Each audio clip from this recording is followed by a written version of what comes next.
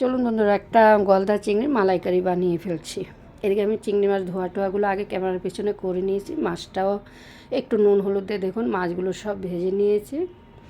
আর এদিকে তেল দিয়েছি, এদিকে আদা পেঁয়াজ রসুন একসাথে বেটে নিয়েছি। এদিকে গোটা গরম মশলা ফোড়ন দেবো। এদিকে তেলটা দিয়ে দিলাম, গোটা গরম মশলাটা দিলাম। মাছ বুঝে আপনারা তেল মশলাটা অ্যাড করবেন, আমার কিন্তু অনেকটা মাছ।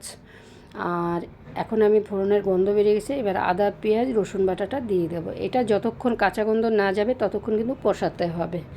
আর আপনারা কে কে এইভাবে রান্না করেছেন কমেন্ট করবেন। স্বাদ মতো নুন দিয়ে দিলাম, হলুদ লঙ্কার গুঁড়ো দিয়ে দিলাম। আমি তো কাঁচা লঙ্কাও অ্যাড করেছি। ঝাল নুন মিষ্টিটা আপনাদের স্বাদ অনুযায়ী করবেন। এখানে সর্ষে, কালো সর্ষে, সাদা সর্ষে, পোস্ত, কাজু একসাথে বেটে নিয়েছি। তার মধ্যে কিন্তু আমি 4-5টা কাঁচা লঙ্কা দিয়ে দিয়েছি। আচ্ছা, এদিকে ডাব নারকেল আছে, বেশি যে মোটা করে যে ডাবের ভেতরে হয় সেটাকে আমি একদম দেখুন একদম ক্রিমের মতো হয়ে গেছে, সেটাও আমি অ্যাড করে দিলাম। এখানে কিন্তু আমি টক দই অ্যাড করিনি। যতক্ষণ একটু না কষানো একটু কাঁচা গন্ধটা যাবে, এখন আমি স্বাদ অনুযায়ী চিনি দিয়ে দিলাম। মালাইকারি কিন্তু একটু মিষ্টি মিষ্টি হয়।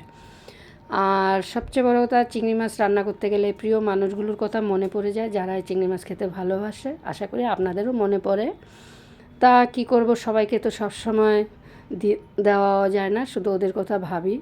আর রান্না করতে করতে কি খেতে খেতে এদিকে দেখুন আমার গরম জলটাও হয়ে গেছে। গরম জল অ্যাড করলাম, দেখুন একটু নেড়ে দিলাম। এখন কিন্তু মোটামুটি আমার সব দেওয়া হয়ে গেছে, একটু ফুটে উঠবে। এখন আমার নুনটা কম হয়েছিল, নুনটা আমি দিয়ে দিলাম। আমি সর্ষের সাথে নুন অ্যাড করেছিলাম। এইবার আমি ফ্রেশ ক্রিম দেবো, আমুল। এটা দিলে কিন্তু বেশ ভালো লাগে। দেখুন ক্রিমটা দিয়ে দিচ্ছি। মোটামুটি কিন্তু আমার রান্না একদম রেডি। আর যেহেতু কাজু সর্ষে নারকেল সব আছে, গ্রেভিটা কিন্তু অটোমেটিক এমনিতেই একটু গাঢ় হয়ে যাবে। তাই এবার খাওয়ার অপেক্ষা। আবার নতুন ভিডিও নিয়ে দেখা হবে।